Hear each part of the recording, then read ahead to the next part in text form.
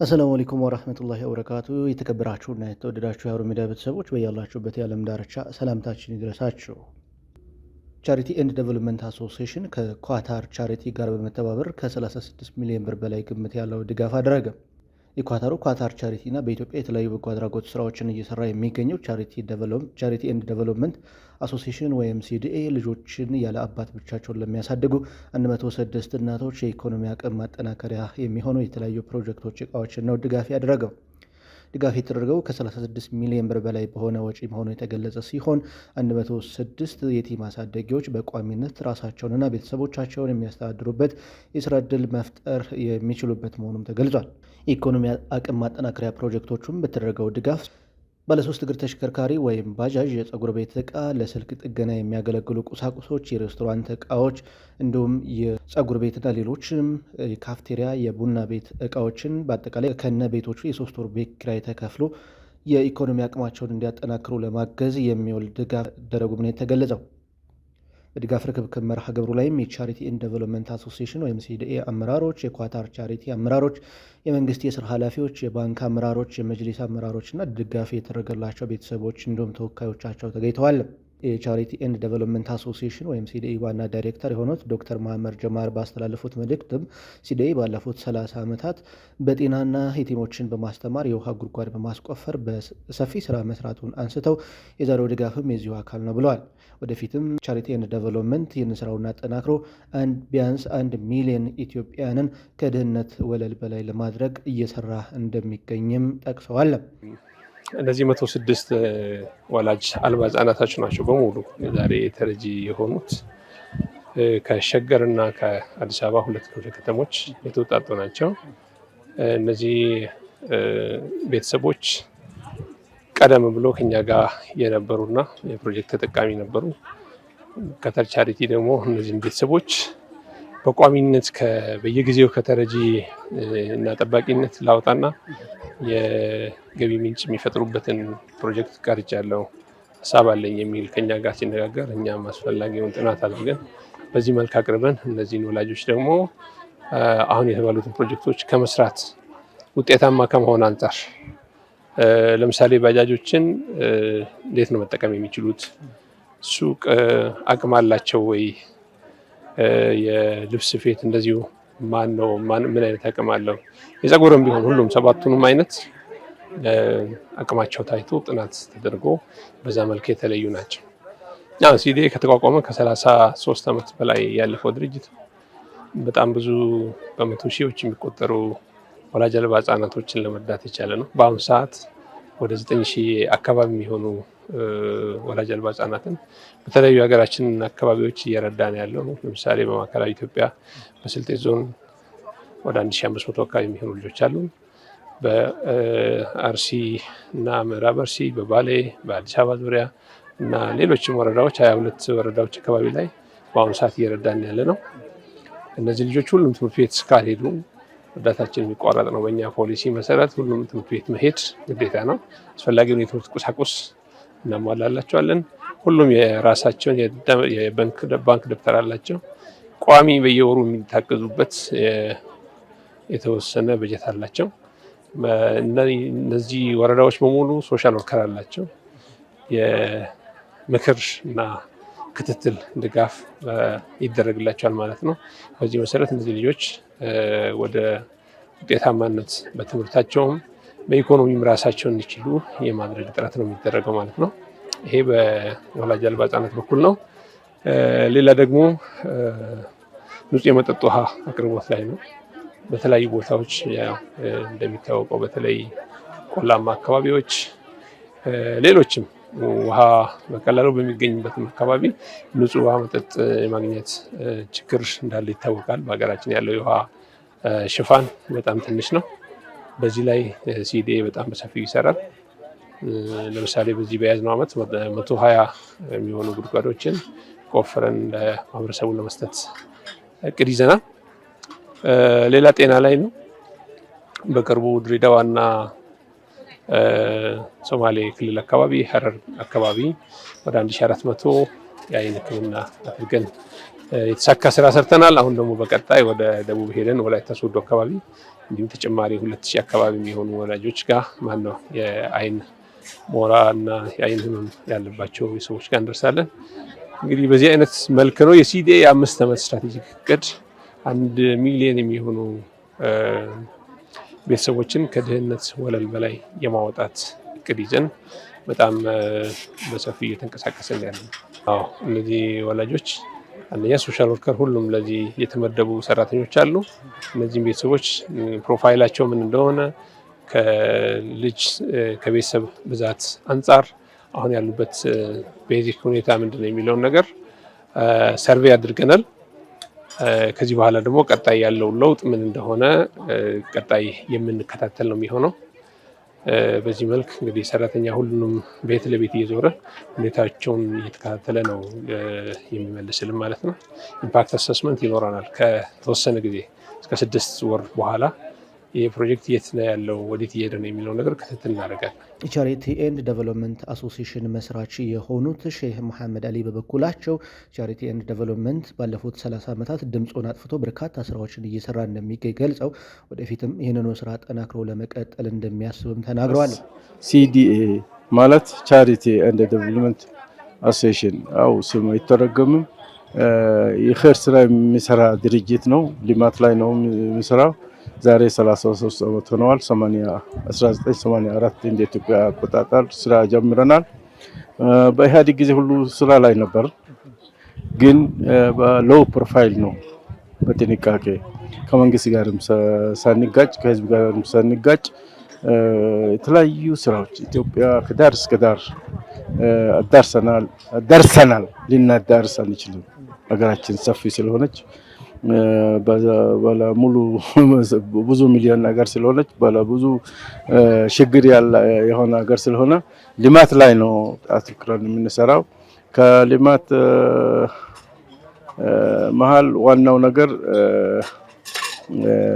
ኡርፋን እንዲማሩ ለማድረግ የቲሞች ወላጅ አጥ ህፃናትን ለመርዳት መዝግበን እርዳታ እናደርግላቸዋል። እነዚህ ህፃናት በሙሉ የራሳቸው አካውንት አላቸው። በካሽ እኛ እንሰራ ዳይሬክት እኛ ስታፍ ካሽ አይነካም። ትክክል ለህዝብ ለተጠቃሚ ብቻ ነው የሚያደርሰው። ሌላ በዚህ ስራ ወደ 50,000 የቲሞች አስተምረን ወደ ስራ ገብተዋል። አብዛኞቹ ከነዚህ በሕክምና የተመረቁ በኢንጂነሪንግ የተመረቁ በተለያየ ፊልድ የተመረቁ ሰዎች አሉ። ፓርላማ ውስጥ የገቡ ሰዎች አሉ። ኢቭን እስክልል ደረጃ መምራት የደረሱ ልጆች አሉ። አልሐምዱሊላህ። ድጋፍ ሰጪው ቻሪቲ ኤንድ ዴቨሎፕመንት አሶሲሽን በኢትዮጵያ ከ22 በላይ አካባቢዎች በተለያዩ የሰብአዊ አገልግሎቶች ስራዎች ላይ ሲሰራ መቆየቱንም በስነ ስርዓቱ ላይ ተጠቁሟል። በቀጣይም የተጠቃሚ ቤተሰቦችን ቁጥር ከፍ ለማድረግ እየሰራ እንደሚገኝም ነው ድርጅቱ የገለጸው። የኳታሩ ኳታር ቻሪቲ አመራሮች በበኩላቸው በተደረገው ድጋፍ መደሰታቸውን ገልጸው ወደፊትም ይህንኑ ስራቸውን አጠናክረው እንደሚቀጥሉ ገልጸዋል።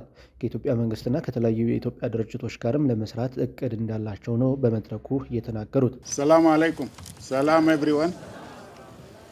ቢስሚላህ ራህማን ራሂም አልሐምዱሊላህ ወሰላቱ ወሰላም አላ ረሱሊላህ።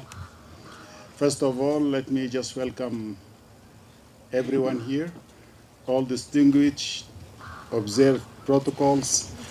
After your permission and apology, I don't know everyone by name.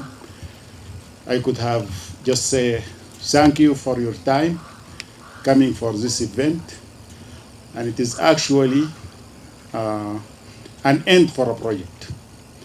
Just in few words, let me just say Qatar Charity is here in Ethiopia since 1913. But it was working from behind the scene through our partners, many local NGOs here in Ethiopia.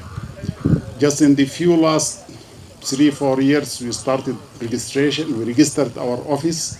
We felt that Ethiopia is one of the very important countries where Qatar Charity need to be present. So we started, we registered, and this year, we consider it the benchmark for Qatar Charity Office in Ethiopia to start. And this is just one example of the projects we have. We have other activities. Actually, Qatar Charity works in more than 8 or 9 sectors. Health, education, we work from relief to development. So we have many sectors. And today we are just celebrating the end of this project, not the start, the end of this project. Our colleagues, I should extend our thanks and appreciation to CDA and to other partners, NGOs, who realized, and also to the government, who realized this project to become true. Thank you to everyone, extended support, and we are just starting. And Qatar Charity, as I said, is open to collaborate with government. Actually, our programs are derived or informed by the strategies and the needs of government and the priorities by local communities. We are just celebrating. Thank you again for everyone. Thank you to everyone who contributed to the success of this project. And as Dr. Jamal, I don't want to say anything more than what Dr. Jamal has said. It is just a start. I have a message to the mothers. My message to mothers, all those projects, it is 106, and it's going to be like around 150 in the coming days. My message to the mothers, the donation is coming from citizen, from a Qatari citizen who donated the money for this to empower the poor. So our message to you mothers, the donation is for the children. Please take care of the business, make it successful, and please take care of the children. You are mothers, of course you don't need to be given this message, but we wish to see your children are enrolled in education. If they are enrolled in education, then they will help you.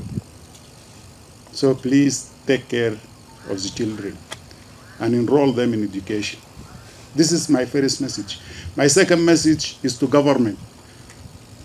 Everywhere, we are ready. Our programs, as I said, are informed by your strategies and by your priorities. We are just starting. Our office is just under establishment. But very soon we are going to go out, not just in Addis, we are going to go out to the regions, to all the bureaus in the regions, to work with them, see their strategies, see their priorities, and together we will develop proposals together that respond to the need of the people in your regions, and we will submit to our headquarters, to the marketing department, for more funding, for more donors. So please, let us collaborate, give us your hands, and we are ready to start. Those are the two messages I have to our partners, and of course to the local NGOs. Local NGOs and institutions with whom we will reach to everywhere. We cannot reach everywhere in Ethiopia, but through local partners we can reach and we can make it. Thank you very much. Thank you, Dr. Jamal and CDA. Thank you to everyone for coming and for your time. And just give us your blessing and wishes, and please be close to us. Thank you very much. በዝግጅቱ ማጠቃለያ መርሃ ግብሩም ኳታር ቻሪቲ አመራሮች የጋቢ ሽልማት ተበርክቶላቸዋል። እንሳቅ ወሰጥቶቻቸው አካዳ ወሰብየ ከናት ሀሩን ሚዲያ በጎልፍ ክለብ የተካሄደው ይሄንን ስነ ስርዓት በቦታው በመገኘት ተከታትሎ ያጠናቀረው ዘገባ ይሄንን ይመስል ነበር። አብራችሁን ስለነበራችሁ ስለተከታተላችሁን ምስጋናችንን እያቀረብን በያላችሁበት የዓለም ዳርቻ ሰላም ከእናንተ ጋር እንዲሆን ተመኘን። ሰላም አለይኩም ወራህመቱላሂ ወበረካቱ። ሀሩን ሚዲያ የኡማው ጆሮና አይን የሆነውን ሀሩን ሚዲያ ጎን በመቆም አጋርነታችንን እናሳይ። በሀገር ውስጥና በባህር ማዶ አሜሪካ በደራጀ ቦርድ የሚመራው ሀሩን ሚዲያ ለዘመናት ያለብንን የሚዲያ ክፍተት በመሙላትና አገልግሎት አድማሱን በማስፋት ተደራሽነቱን ከጊዜ ወደ ጊዜ እያሳደገ የሚገኝ ማንኛውንም አሳዛኝም ሆነ በጎ ዜናዎችን በመዘገብ በተለያዩ ክፍለ ዓለም ለምንገኝ ኢትዮጵያውያን ሙስሊሞች ሀገር ቤት ካለው ነባራዊ ሁኔታ ጋር የዕለት ተዕለት እንቅስቃሴዎችን እንድናውቅ አዌርነስ የሚፈጥር አለኝታችን ነው ብንል ማጋነን አይሆንም። ስለሆነም ይህንን ሚዲያ የመደገፍና የበለጠ እንዲሰራ ለማድረግ በማንኛውም መልኩ ከጎኑ የመቆም ኃላፊነቱ የሁላችንም ነው። በዚህም መሰረት ታላቅ የገቢ ማሰባሰቢያ ፈንድራይዚንግ መድረክ ተዘጋጅቷል። ካላንደሮን ማርክ በማድረግ የዚህ ውብና አስደሳች ምሽት ታዳሚ እንዲሆኑ ግብዣችን ነው። በዕለቱም የተለያዩ ጣፋጭ ምግቦችን እያጣጣሙ በቤተሰባዊ መሰናዶች፣ በሚዲያ ትዕይንቶችና በተጋባዥ እንግዶች ታጅቦ በአጠቃላይ ማኅበራዊ ትስስርን በሚፈጥሩ መሰናዶች ዕለቱን አብረውን እንዲያሳልፉ ቅድመ ዝግጅቱ ተጠናቋል። ልጆቼን ይዤ በመጣ ይመች ይሆን ብለው በፍጹም እንዳያስቡ ቤቢሲትና መጫወቻ ተዘጋጅቷል። ሲቦርቁ ያመሻሉ። መች ነው ቀኑ ካሉ ኖቨምበር 15 ሰዓቱ ከ3 ፒኤም ጀምሮ ቦታ ኮሌጅ ፓርክ ኮሚኒቲ ሴንተር፣ አድራሻው 5051 ፖርስ አቬኒው ኮሌጅ ፓርክ ሜሪላንድ 20740 መሆኑን እናሳውቃለን። ልብ ይበሉ፣ ከወዲሁ የመግቢያ ቲኬቶችን ኦንላይን ከተለያዩ ኮሚኒቲ አስተባባሪዎችና የሃሩን ሚዲያ ሰፖርት ግሩፖች በመግዛት ቦታውን ሴኪዩር ማድረጉን እንዳይዘነጉ አክብሮታዊ መልእክታችን ነው። የሃሩን ሚዲያ ቦርድና ኢቨንት አስተባባሪዎች